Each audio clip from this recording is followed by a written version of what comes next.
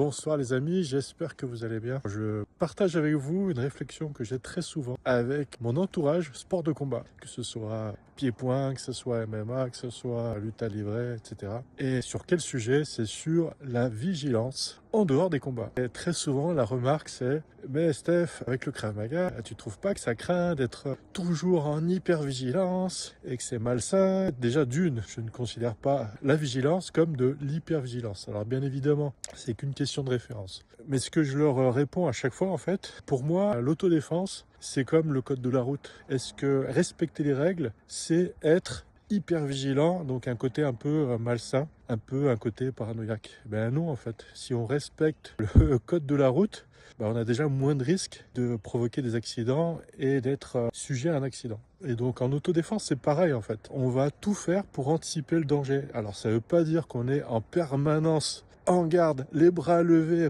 pour frapper, etc. C'est pas du tout ça, mais d'anticiper le danger comme le code de la route en fait. C'est vraiment très simple et pour moi c'est vraiment comme ça que je l'interprète. Et ça permet d'anticiper le danger et d'éviter justement d'être dans la confrontation physique parce que l'objectif final c'est de préserver son intégrité physique. L'objectif final de l'autodéfense, ce n'est pas de gagner un combat, comme j'ai pu diffuser vidéos ou des images présentant la différence avec les sports de combat, etc. Et donc ça, c'est vraiment important à se mettre en tête. Quand on choisit un sport de combat pour se défendre, tout simplement, il faut savoir anticiper le danger.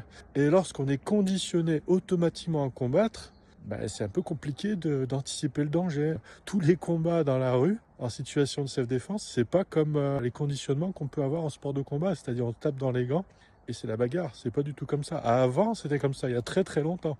C'est plus du tout comme ça. Et donc l'idée, c'est d'éviter vraiment la confrontation, puisque ça peut être vraiment dangereux dans le sens où il peut y avoir plusieurs agresseurs, et là, l'actualité, elle a démontré à plusieurs reprises.